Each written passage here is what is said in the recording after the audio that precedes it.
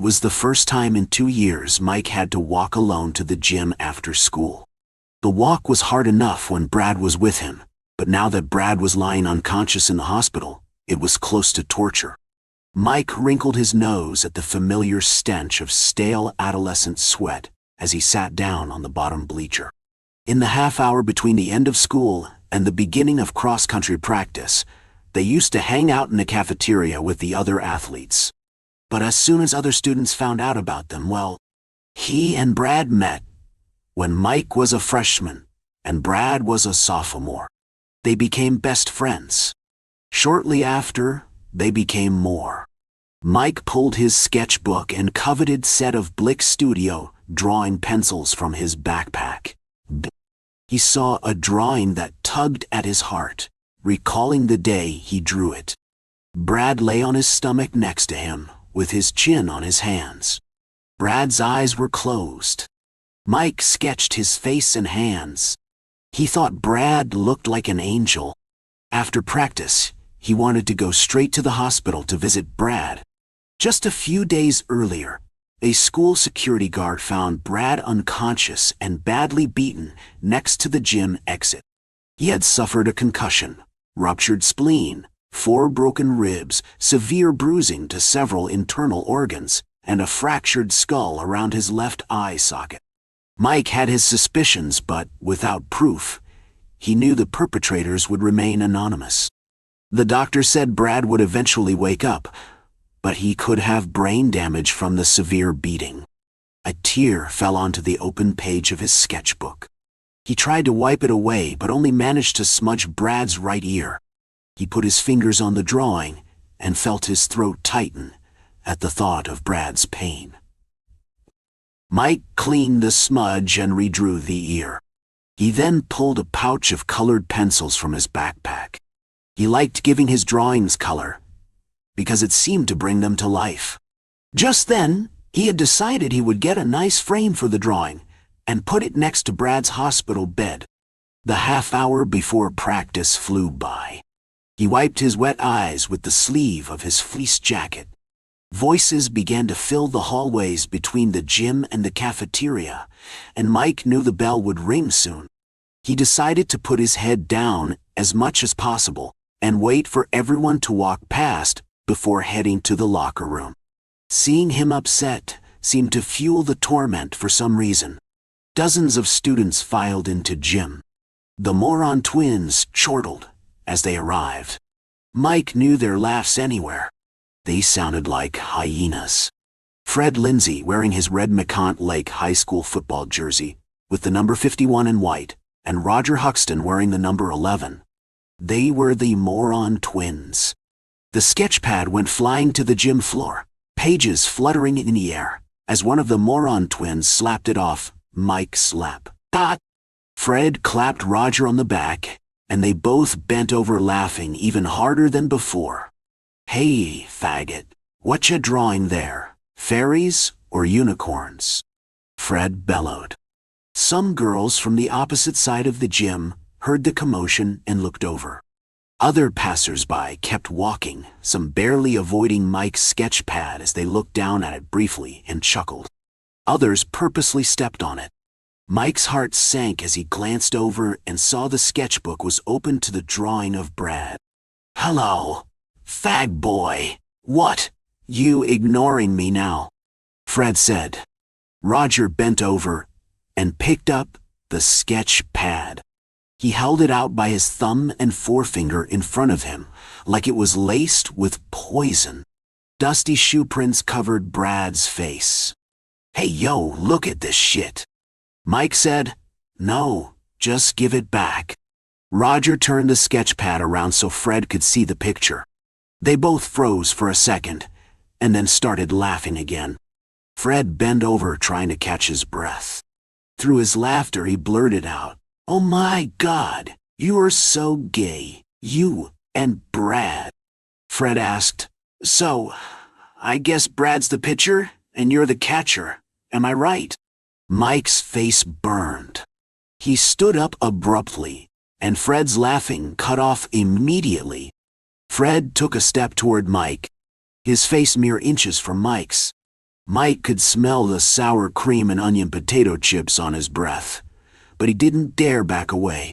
"So, tell me, faggot, is it a requirement to have a tiny pecker and to suck dong to be on the cross-country team, or did you just get lucky?" Fred crowed. Mike stepped back and smirked as he met Fred's eyes. He asked, "You don't see the irony in calling me a faggot when you're the one checking out every guy's dick in the locker room, do you?" Fred stepped closer to Mike. He pushed his chest and Mike sat down hard on the bleachers. "Don't you ever call me a fag. I've had more tail than you can imagine." Roger dropped the sketch pad on the floor. Fred picked it up, ripped out the drawing of Brad, and tore into several pieces. Then he crumpled them up, dropped them on the ground, and smashed the paper ball with his foot. He then ripped out the remaining drawings and tore them in half. While fluttering his eyes in feigned flirtation, Fred tossed the torn pages in the air as he waved bye to Mike. Mike put his head down and covered his face with his arms. He waited for the boy athletes to completely vacate the locker room so he could change for practice alone. At the far end of the gym, the janitor pushed his cart through the doors. He saw the mess of papers strewn on the floor in front of Mike and shook his head. The janitor's cart squeaked. Mike didn't dare lift his head up and show yet another person how upset he was. He decided to wait until the janitor was gone before getting up. But he stopped in front of Mike. The janitor gathered the pages together and set them on his cart. He bent to pick up the balled-up drawing of Brad. As he began unfolding the pieces, Mike stood up and said, "No, don't!" The janitor looked over at him in surprise and handed the crumpled pages to him. Mike saw the new janitor's name printed in cursive over the shirt pocket. Samuel ... "Thanks," Mike said. "So, what is it?" Samuel asked. Mike furrowed his brow. "What is what?" Samuel chuckled and said, "The drawing. What was it?" Mike put his face down to hide the embarrassment burning on his skin. "Nothing. Just my friend." Samuel sat down next to Mike. "May I see it?" Mike shook his head, still hiding it from him. "It's ruined." Samuel stood up and retrieved the other torn pieces from his cart and sorted through them. "These are really good. You are talented." Samuel walked back to his cart. He reached inside a pouch at the back and pulled out a sketch pad. "You know, I do a little sketching myself. Not on par with your talents, but I like to doodle a little on my breaks. Would you like to see?" Samuel asked. Mike nodded and brushed his hair out of his eyes. The sketchbook was much nicer than Mike's. The cover was black cardboard, and the pages inside were inset 1/4 of an inch. Mike marveled at the ornamental filigree bordering each page. It made the drawing seem extra special.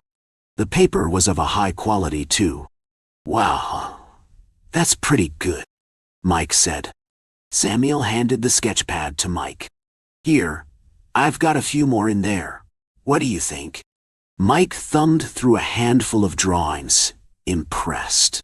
"You're pretty good, too." Mike closed the sketch pad and handed it back to Samuel. Samuel tore out the drawings in his own sketch pad. He folded them in half and shoved them in his pocket. He then held out the sketch pad filled with clean, beautifully adorned blank pages out to Mike. "What?" Mike asked. "I think this sketchbook would be best used in hands more skilled than mine. I want you to have it." Mike shook his head and gently pushed the pad back to Samuel. "Oh no, I couldn't take that." Samuel laughed and said, "Nonsense. I think you'll find inspiration in these blank pages. You can draw someone you love, or someone you hate." Sam hungrily leered at Mike. Mike hesitated, then accepted the sketch pad. "You sure?" he asked. Samuel nodded. "Of course." A coldness crept into Mike's heart. Samuel smiled and walked back to his cart. Before he headed toward the cafeteria, he put his right hand up to the side of his mouth like he was telling a secret. Be sure to add color to your drawings. It will really bring them to life. Thank you, Mr. Romero, Samuel Romero, but you can call me Sam. Sam pushed his cart through the doors to the cafeteria without another word. After practice, Mike hurried to the hospital as soon as he could. He only stopped at a Hallmark store to pick up a frame for the new drawing. When he arrived, he saw Brad's mother through the door window. She sat quietly next to Brad, holding his hand. The soft whooshing of the ventilator reminded Mike of the severe beating Brad took. He choked back his tears as he pushed the door open.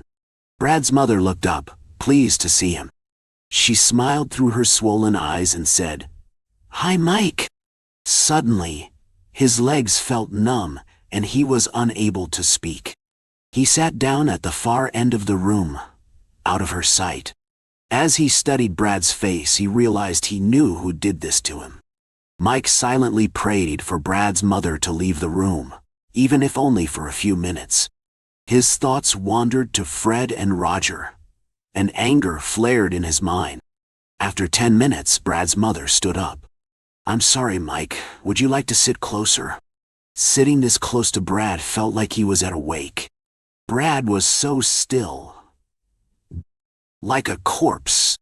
The whoosh of the ventilator and the beeps on the heart monitor argued otherwise, but Mike felt the dread of Brad's impending demise ebbing closer. He sat silently for a long time. Then, with his cheeks burning, he slowly moved his hands up to the bed and held Brad's right hand in his own.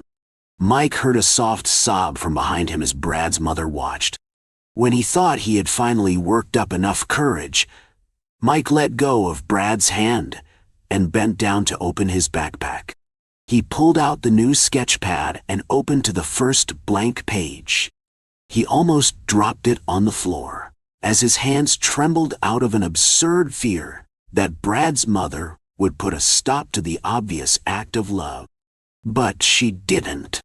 For several minutes, Mike's hands moved slowly and hesitantly. He was acutely aware of Brad's mother behind him. He drew Brad's face as it was now, with all the scars, stitches, bruises, and bandages. He focused on the details of Brad's face. When he was done, his hand ached. Mike spent the next few minutes adding skin tones to Brad's face and giving the scars and bruises lifelike purples and reds. When he felt the coloring was perfect, he carefully tore the page from the sketch pad. He grabbed the steel frame from his backpack and slid the drawing behind the glass, then placed it on the bedside table.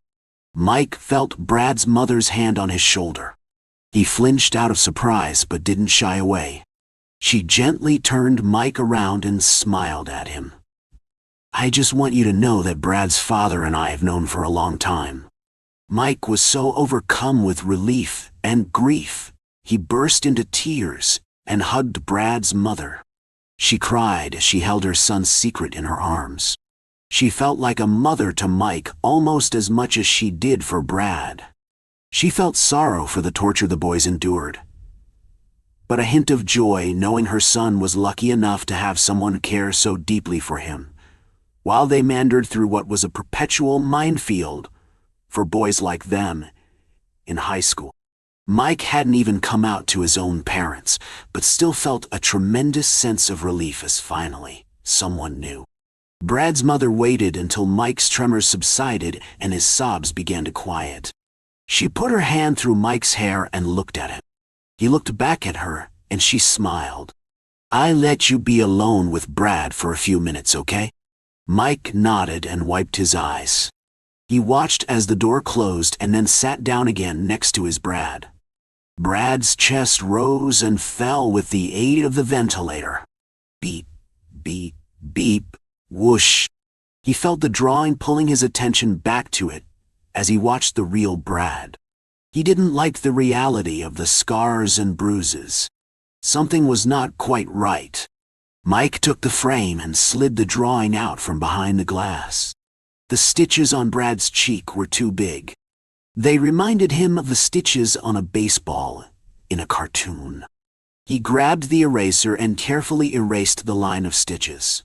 Mike blew away the tiny pieces of eraser and swept the page with his hand. He looked up at Brad and froze.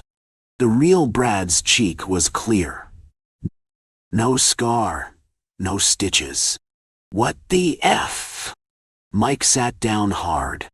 The drawing hung from his right hand as he let his arm fall to his side. He raked his left hand through his hair and pulled the drawing back up. He held it in both of his hands, moving it aside to look at the real Brad, and then back at the drawing. Be sure to add color to your drawings. It will really bring them to life. No effin' way. Mike redrew the scar on Brad's cheek and looked up. Nothing had changed. Then he remembered. He fished the maroon-colored pencil out of his bag and redrew the stitches. He looked up and sure enough, the real Brad had the huge scar again. It was slightly different from the original, but there it was. He slid the drawing back into the frame and set it on the table. His mind reeled with possibilities. Excited now, Mike yanked the picture out of the frame again. He Googled pictures of ruptured spleens as the idea grew. With his pencil hovering over a blank page, Mike intended to draw a full-body picture of Brad, complete with the ruptured spleen and broken bones. But how could he do that? That stuff was on the inside. Defeated, Mike realized he could not heal Brad's internal injuries this way. A thought repeated in his mind like a mantra. You can only draw what you can see. A coldness settled over Mike's heart. And another idea was born. An idea that nudged him toward a darkness from which he would never be able to return. With a calm that was foreign to him, Mike turned to a blank page in his new sketchbook and began drawing with a new black pencil. But he had to draw from memory. The image came together quickly. 2 figures. Football players. Complete with the numbers 51 and 11 stenciled on their red and white jerseys, along with their last names. Lindsay and Huxton. Mike could almost see them now, as clearly as if they were in the room with him. Football practice was surely still going on, and Mike could even smell the grass and hear the players' pads as they crashed into one another. It was the most realistic drawing Mike had ever done. He had the skin tones down just right. Every detail, almost as if he had channeled it from a divine source. And then, the coldness directed his hand to turn the pencil around. The eraser hung over the page as a grin spread across Mike's face. He relished the anticipation, certain of the fate he was about to dole out. A few miles away, Fred Lindsay and Roger Huxton took a break as football practice was wrapping up. They stood at the water jug, leering at the cheerleaders practicing on the open field next to them. Roger's eyes bulged as he watched Fred drop to the ground. As if by magic, Fred's legs below the knees were gone. Just gone. All that was left were 2 bloody stumps. Then, Roger fell to the ground in sheer terror and pain. As he reached out instinctively at what was left of his legs, Roger's arms disappeared below the elbows. He rolled around on the grass, just a torso, and head in 4 half limbs, shrieking in agony. Fred's arms disappeared below the elbows too. The coaches and players ran over. One player fainted, another puked. As the 2 animals writhed on the ground in abject misery, the cheerleaders ran over to witness the commotion. Screaming, crying, torture. Brad's lips twitched. Mike stared down at the page, his cramped hand trembling as he wiped away the little bits of rubber and graphite. A shriek from somewhere far away, or maybe just in Mike's mind. Mike grinned in a most devilish way as he closed the sketchbook. Samil grinned with him. In the early days, back when their arguments were nothing more than petty squabbles, Adrian laughed about her morning smoothie, saying he knew she put extra ice in there the mornings after they fought. Leslie would smile coyly and admit satisfaction at knowing it woke him up, and he'd laugh and wrap her in kisses, being sure to add, a sharpness in his voice, "I'd never do that to you. Make all that noise when I know you're trying to sleep." And she'd pout, "I try so hard to be quiet." He'd smile at her and say, "You're lucky you're so damn cute." Leslie's newfound health craze was shifting into the spectrum of lifestyle choice when her mother gave her the vitamins. She'd just started noticing commercials at the beginning of YouTube videos for the blender, touting how long they lasted, that they could be passed down from generation to generation. I mean, that's not a very fiscally responsible business tactic. Leslie leaned against the counter, watching her mother's smooth motions as she chopped and added vegetables to a huge pot. Adrian had lost his job and was becoming intolerably cranky in their tiny apartment. So once a week Leslie, desperate for respite, spent the evening over at her parents'. How do they make any money if no one ever needs to buy a new one? I don't know, her mother said absently, but truly answered the question a few weeks later when she bought her daughter a brand new blender for Christmas. "The commercial says you're supposed to give me yours," Leslie laughed. Her mother scoffed. "Then I wouldn't have a blender." The whole family laughed, except for a drain, sitting in the corner, who rolled his eyes and groaned.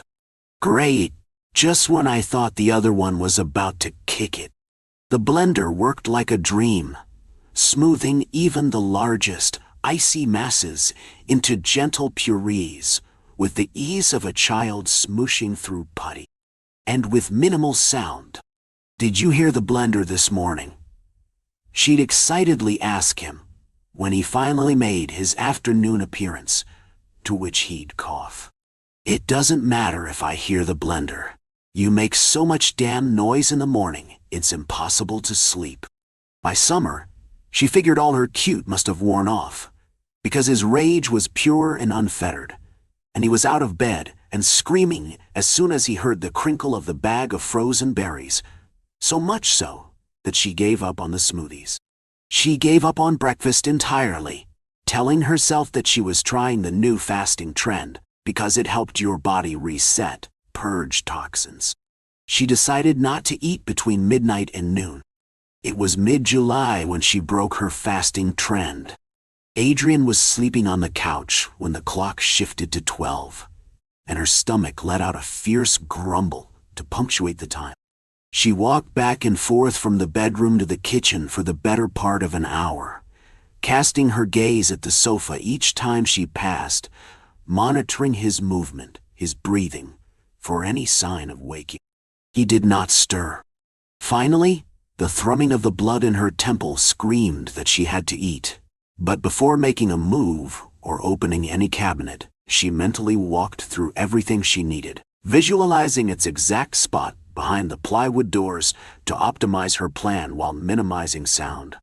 Not that it mattered, because as soon as she opened the first cabinet, an opened box of pasta cascaded down to the counter, sending little boaties flying and skittering. And, as if he had teleported, Adrian was beside her in the kitchen, screaming about her disrespect, mere inches from her ear. But she heard nothing. All her senses seemingly honed into one single objective: survival. Because she would not survive like this much longer. Early the next morning, she used the blender for the first time in months, dropping bits into the top and holding her shaky finger on the button. Her fingers were tacky, like drying nail polish, and she left smudges on every surface she touched. She made 2 batches, pouring each gingerly down the drain, careful not to let any splash. Then she made eggs over toast with avocado that tasted like cardboard, and she cried because she finally could cry. It would take her a long time to heal, and she wondered if the blender would hold up, doubting the capabilities that the commercials touted, because the company had to make money somehow. Nothing lasts that long. Everything gives up the ghost eventually. Every morning, she'd go to the garage freezer and grab a container, her heart racing as she carried it back into the kitchen and dumped the contents into the blender. She'd press the button on the blender down and hold her breath, waiting for the inevitable whine. Putter, smoke and smolder of a dying machine. But it never came, and with each passing month, her eggs started tasting more and more like eggs, and her heart beat a little slower. Maybe Vita Blends had actually created a worthwhile product, she thought, and she started recommending it to anyone who would listen. Sometime in the spring, her next-door neighbor passed a repotted mint plant over the fence. Little shits went rampant this go-round. The neighbor had laughed, and Leslie took it, marveling at how lush and beautiful and fragrant the little plant was. It sparked in her the idea to not just start an herb garden, but to fill her entire backyard with plants. Within 2 months, fence to fence was filled with luxurious and thriving plants. And Leslie touted to her neighbor that it was the special blend that she made up in her Vita Blends every morning and poured over her plants. "It really is a remarkable blender," Leslie told her for the umpteenth time. "If I buy that damn blender." The neighbor rolled her eyes, laughing. "Will you finally tell me what's in your secret little concoction? And have your garden in competition with mine?" Leslie laughed. "In your dreams." "Well, okay." The neighbor acquiesced, but before ducking back down into her own yard, she asked, probing, "What does Adrian think of your garden?" "Who?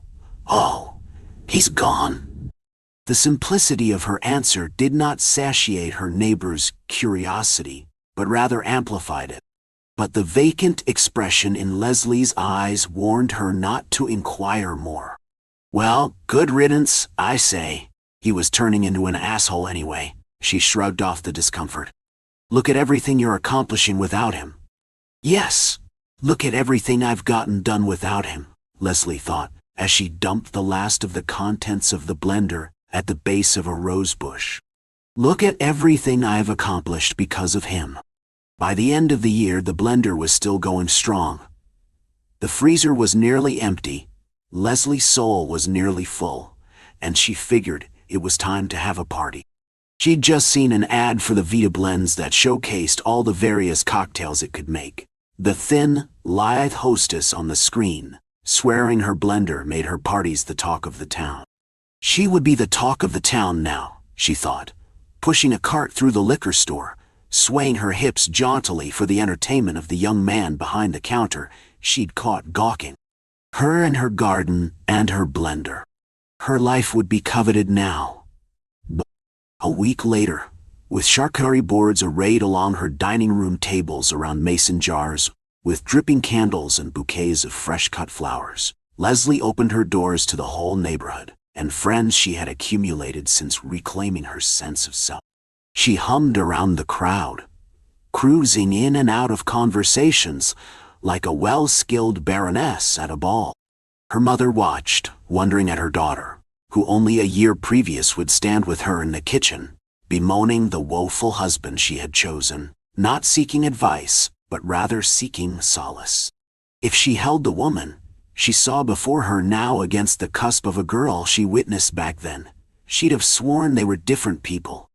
Leslie entertained like a pro, advising everyone on what to taste and try, making guests with allergies wary of certain foods, directing smokers to the back patio, where she had ashtrays expertly placed, and occasionally giving tours of her garden when asked. And the most important part, not a single glass went empty. She blended margaritas and daiquiris, gushing to everyone about the silence of her blender. "And look at how effortlessly it blends, and how smooth," she beamed. "You wouldn't believe the things it can cut through." And they oohed and awed as she refilled their heavy glass cups to the brim. After the last of the drunken revelers had left, Leslie and her mom skirted around the kitchen, tidying. Leslie was taking apart the blender to clean when her mother said, while cinching a garbage bag closed, You know, whatever happened with Adrian would be considered self-defense. Leslie thought about feigning ignorance or shock, the scandal of her to even suggest. But her finger felt the groove of a chink in the blade from some missed fragment over the course of the year, and she remembered who she had been, who she was now. She did not cower. She did not cry. Her strength would be passed on from generation to generation. "Yes, Mom," she said, her breath steady. "You know, this really is the best present you've ever given me." She winked over her shoulder at her mom, who smiled back at her beaming daughter. "Well, I'm glad you like it." Leslie laid in bed that night, the light of her phone screen illuminating her face as she typed searches into Google, querying about the capabilities of her Vitablend dye.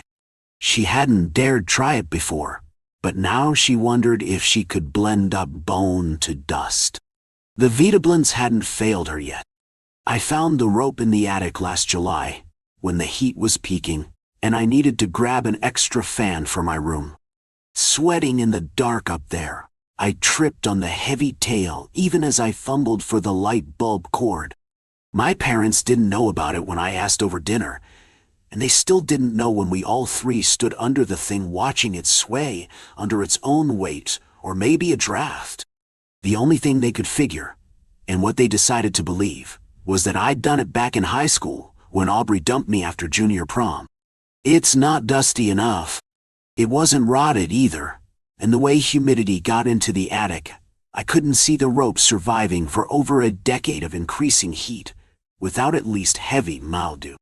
My mom only stored fans and vacuum-sealed baby clothes up there for good reason. "Well," they said, "when else would you have done it?"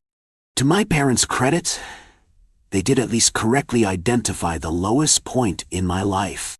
Academic stress, being let go from my dream job, nearly passing out at my doctoral defense. These things all had more actual bearing and consequences, but none of them laid me flat like teenage heartbreak. After Aubrey, I shaved my head and threw out any colorful clothes I owned. I had discovered Hamlet earlier that year, and I emulated his performative mourning for months. This lasted into the oppressive heat of summer, until a family trip to the Galapagos reminded me that marine iguanas and my sense of self existed. Never again would I be as committed to being miserable as I was from April to July of that year over half a lifetime ago. I could easily see how that version of myself might have made and hung the noose out of dedication to the aesthetic of grief.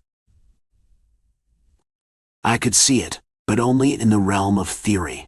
In reality, the fans return to the attic every fall.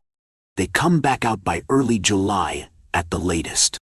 My summer visits to my parents never last into August. "Well, I didn't do it," my dad asserted, glaring at the thing like it was his neighbor Paul. "And it wasn't there the last time I went up." "Then there's no way it was from the Aubrey saga." He frowned and shook his head. "Maybe you tied it then, found it, and hung it up today to mess with us." "Dad, what would I gain from doing that?" "Don't get defensive," Mom warned. "I'm not getting defensive. I'm asking genuinely why you think I would be stupid enough to prank you at all, let alone with something this dark." Mom gave me a funny look then. Her brow knit like something I said had struck a chord. It shouldn't have. Getting written up for being fidgety and messing around with buddies during class was something I had never dared to bring home. It wouldn't have been appreciated. "Wasn't there an Aaron you used to torment?" "No." "Aaron who?" "I know a lot of Aarons." "I swear you used to hide her things and jump out of the hall closet." "I don't think I ever had any Aarons over to the house." The noose seemed tighter, somehow, after I said that. The conversation dropped off with my dad, silently realizing that he'd accused me of something nasty, and I retired to my room to read a paper a colleague had recommended. After 20 minutes of reading the same paragraph, I closed the laptop and laid awake and staring through the ceiling.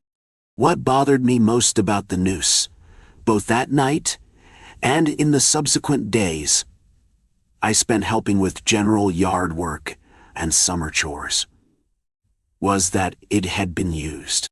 My eyes, no matter what I was doing, would stray to the windowless attic with that fact echoing in my brain. The loop itself was empty, of course, but too tight. It didn't hang loose and invite as much as it declared, practically screamed. An impossibly fulfilled purpose hung in situ. The third day after my discovery, my parents asked me to cut the rope down.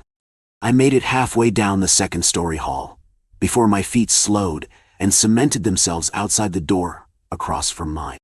There was no reason to stop. It was a hall closet, but I found myself unable to continue on to the trapdoor access just a few steps further. Standing there, I remembered opening that door many times, but for the life of me could not explain why.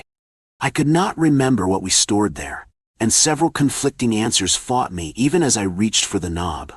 The hand holding the saw at my side began to tremble, and my whole body recoiled from the door as if burned. At dinner that night, I told my parents that, the way the noose was tied, it would be too risky to cut it down. It was pulled too tight to the beam, I explained, and I didn't want to accidentally saw into the load bearer. Instead, I had tossed the tail of the rope over the beam a few times to get it out of tripping range, and then worked a raggedy t-shirt of mine through the noose itself and tightened until there was no space for fingers, hands, or heads to get caught. To my disbelief, my parents immediately dropped the issue. My mother's eyes were focused somewhere distant and invisible throughout my reasoning. Chills ran up my spine as my dad simply nodded and continued eating his meatloaf. I knew in that moment, my gut freezing over, that they would never open the door across from mine. A day later, at the airport gate, I held my wife for several moments longer than 2 weeks at my childhood home warranted. "You look terrible. Have you been sleeping?" "Not really. I knew it could get bad, but not that kind of bad." She shouldered my duffel bag and rested my suitcase handle away. I didn't fight her on it. "I didn't think you ever lost sleep over them. Was it politics?" "No, weirder."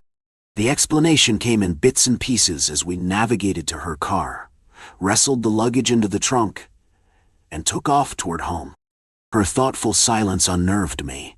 I knew she was focusing on the road, but something unspoken and unknown settled between us like an atmospheric pressure.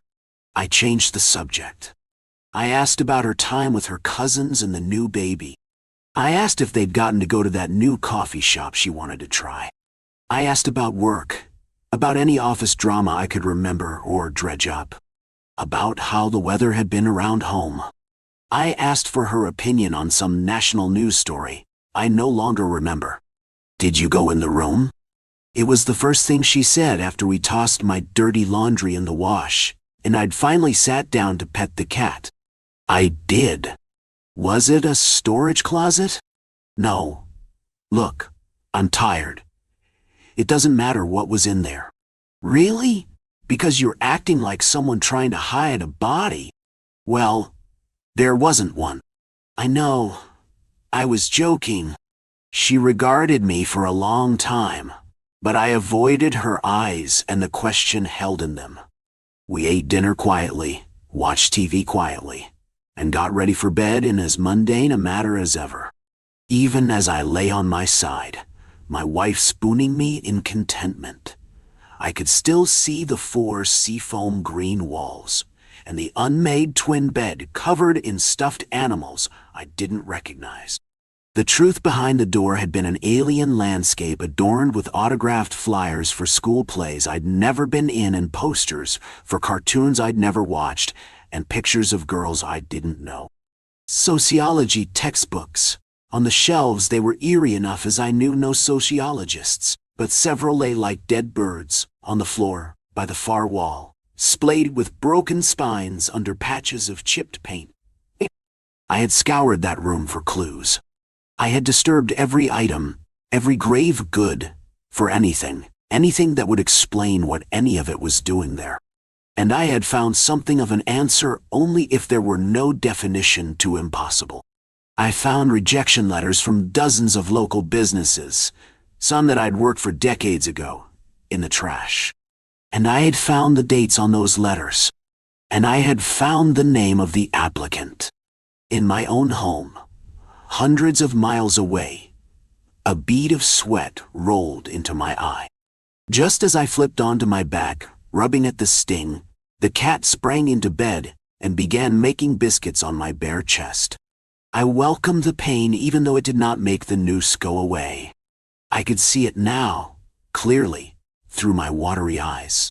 It swayed from the ceiling, empty, and asked the questions my heart no longer wanted answers to. Out of the picture. Olga had just bought the painting on the downtown's flea market, on this gray clouds day, but already she could feel that something was not right. The salesman had been very eager to sell the item. It had felt like he wanted to get rid of the picture. The situation had been a little awkward because the painting was very beautiful.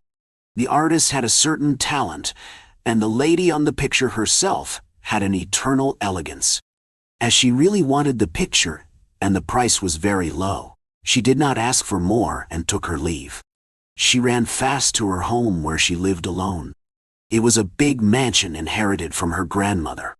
She had always been an only child, an orphan at the age of 7, and raised by her grandmother. When she had passed away, she remained in the house. Olga had never been very social. She simply was not this kind. So when she lost her grandmother, she lost her best and only friend. Her smile would always be remembered by the young woman, as she had seen it every day they had shared together. The woman in the picture looked almost like her granny, but with a severe look in addition. She was wearing a dark purple velvet gown and a somber green hat. She was elegant but could almost scare the people away.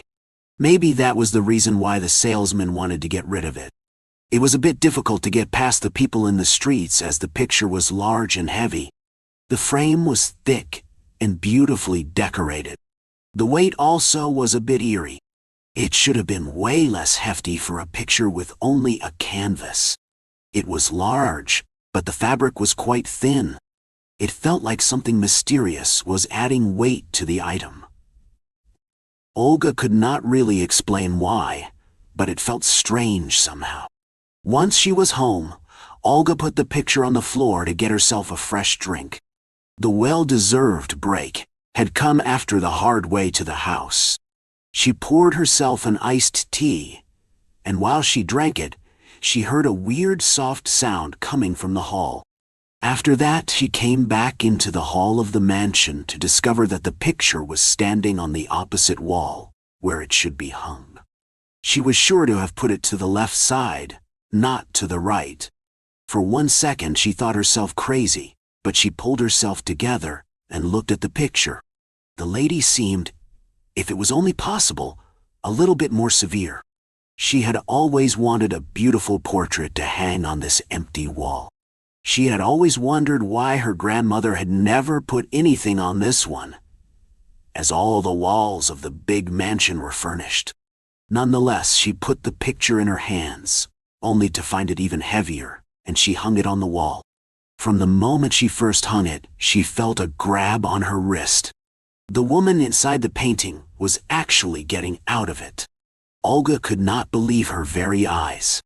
Like she had been imprisoned in an art cage, as some sort of contemporary art, the granny used all of her strength and got out of the picture, revealing a 5-foot woman with a tremendous force.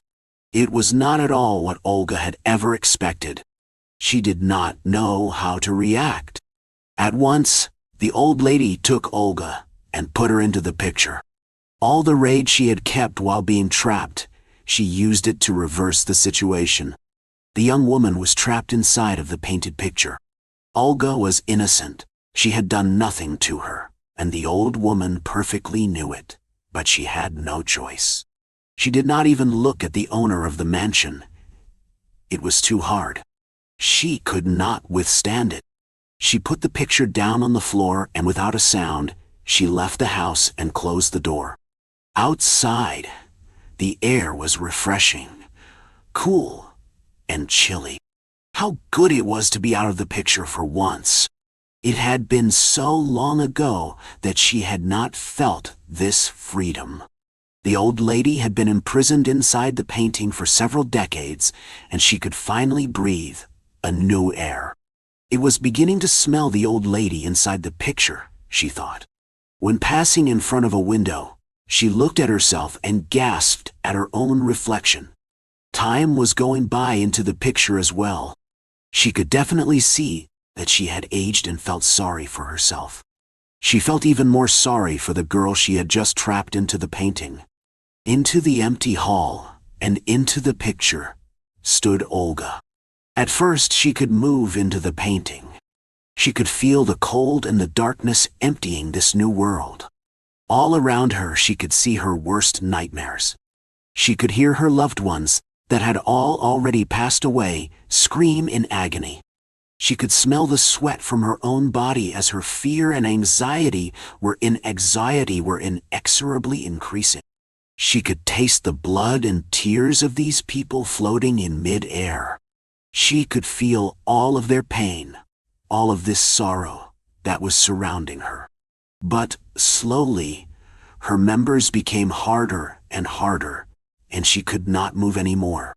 She could not move, but she could hear the wailing and deafening voice that was telling her to find a new victim if she wanted to get out, and to grasp her as soon as her portrait would be hung on a wall. She was now trapped into the picture, waiting for someone to hang her on a wall. Any wall. But she was alone. She had no family or friends, and the house was well taken care of. Several years could go by before anyone would notice her absence. The Marker by Aaron Van Gossen.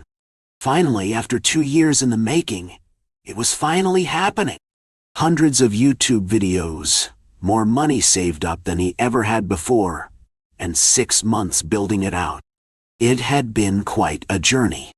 Blood, literally, sweat and tears had been poured into this dream. Now, David was on his way. David had always fashioned himself a nomad.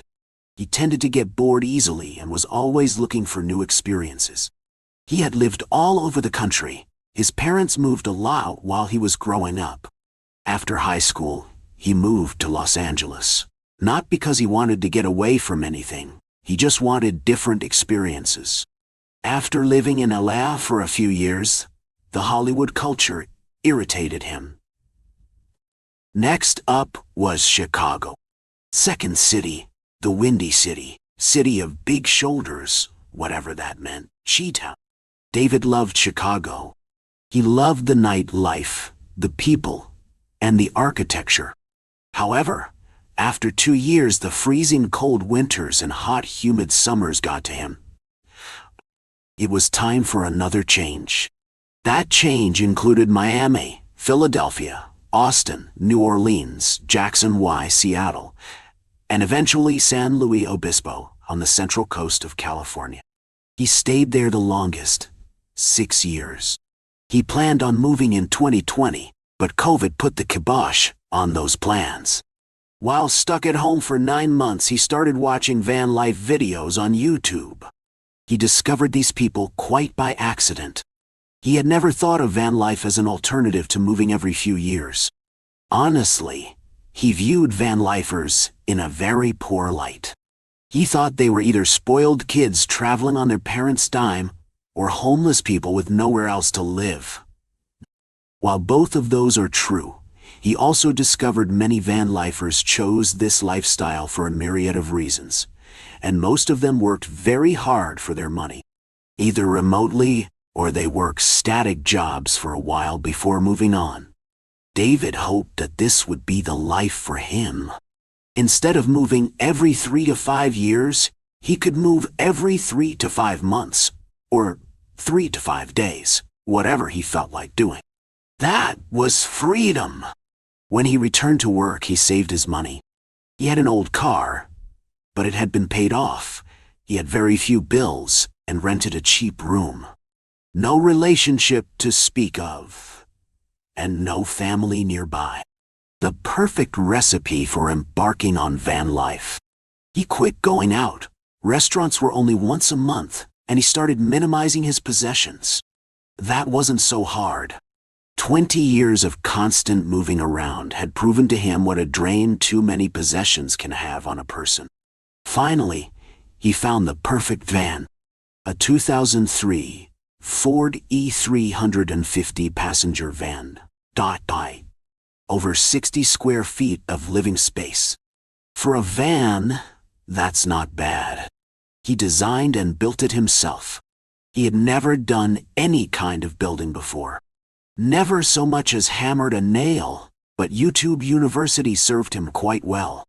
He was actually quite pleased with himself. He put in a plywood floor with vinyl tiles, built walls, and a ceiling out of cedar. Expensive, but cedar smells good and repels moisture and bugs. He built a full-size bed that converts to a couch. Plenty of storage. A kitchen setup which was basically a small sink, a gas stove, and a large cutting board. He also put solar panels and deck space on the roof. He was all set to film a video for tiny home tours. Not that he would put his life on the internet. He was too private for that. Besides, he always figured he had a face more suited to radio. Now the time had finally come. He hit the road to start his new journey. Had amassed quite a few friends in San Luis Obispo, and had a little gathering to say goodbye and show off his new home. Now, he was headed north. He always loved the coastline and decided to start his journey by driving up Highway 1, the Pacific Coast Highway. His plan was to drive up to Alaska. It was spring. He should hit the northernmost state in a couple of weeks. He planned on taking his time and camping on the coast as much as he could. He had enough money saved up that he could travel for a year before needing to work again. His first stop was Monterey. After a day of exploring the town, he went to find a place to park for the night. That's when he discovered how many areas don't let you camp in your vehicle. More.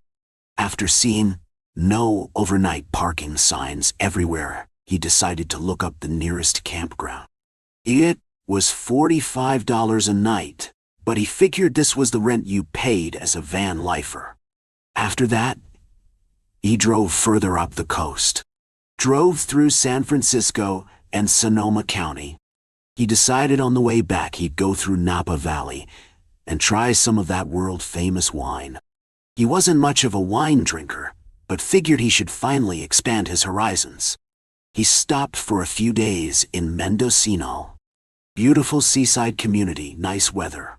For now, and very friendly to van lifers. He grew up watching Murder, She Wrote, which was filmed in Mendocino, and just had to see the Fletcher house. While there, he took the Mendocino ghost tour. He wasn't a believer in ghosts or the supernatural, even though he was a huge fan of horror movies. But this looked like fun. It was led by a guy named Robert, who dressed in all black and wore a black carriage hat. The tour was a lot of fun. Robert was very entertaining and had some great ghost stories. A couple of the other guests on the tour shared their strange experiences as well. He kind of felt left out, having never experienced the supernatural himself. Oh well, he's in for a lot of interesting experiences. After a couple days exploring the area, he decided to continue north. Not too far up the coast, he found a vista spot. A nice little paved parking lot with a beautiful view of the ocean. He hadn't had anywhere near enough of the ocean, so he decided to stop and enjoy the view. He made a lunch of grilled cheese and tomato basil soup and enjoyed it while looking at the endless Pacific Ocean. After a nap, he put on his hiking boots and went down the trail to the coastline. He preferred headlands to sandy beaches. Watching waves crash on the rocks was mesmerizing to him. He could watch it all day. He took a few photos and videos to share on social media and continued his hike.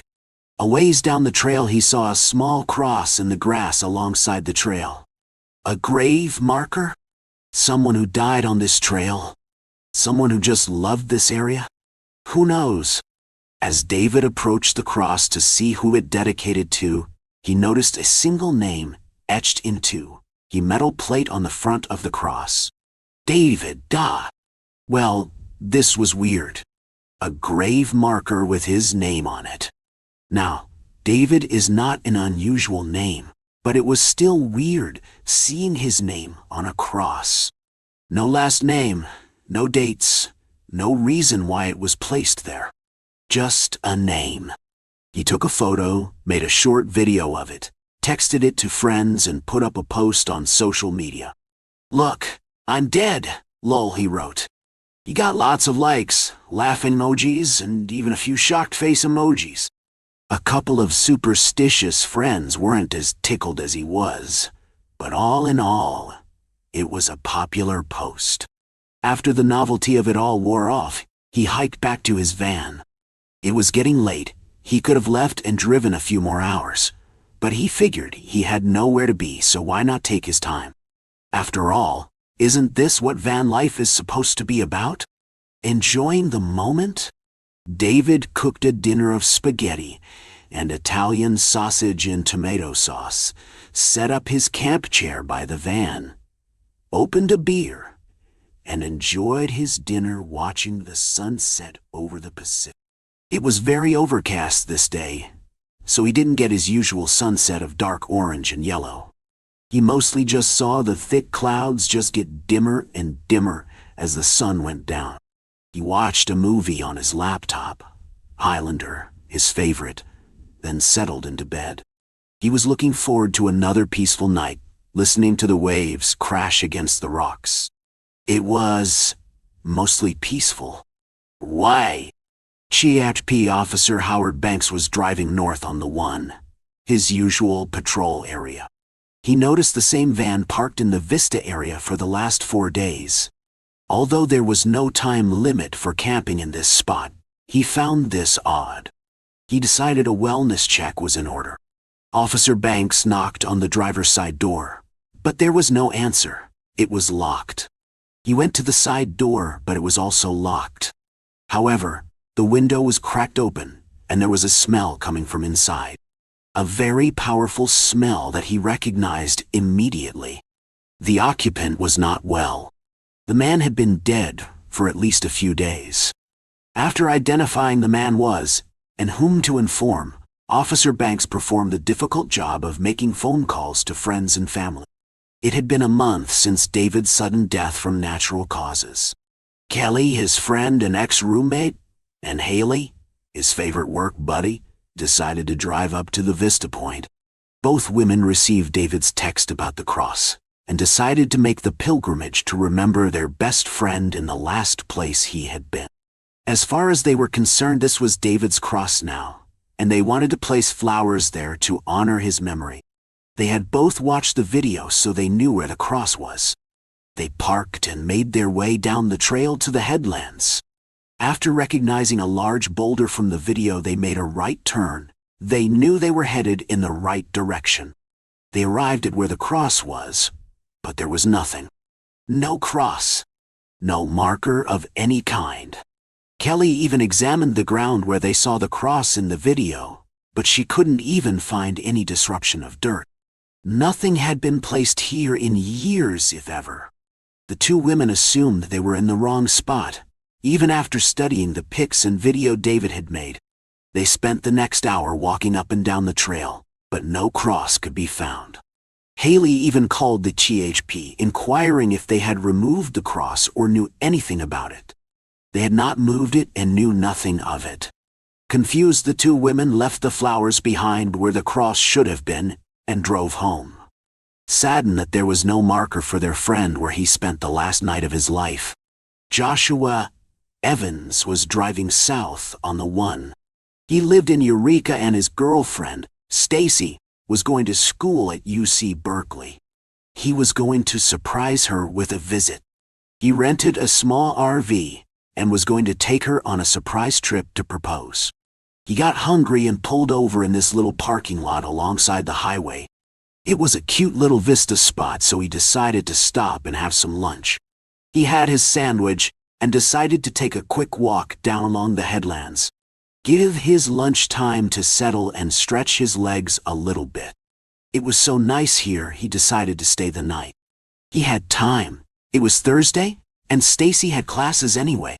He walked down the trail and strolled along the coast, enjoying the view of waves crashing on the rocks and the sound of birds flying around looking for their dinner. As he walked along the trail, he saw a little cross in the grass, a grave marker. As he got closer, he noticed the name on the cross. Joshua.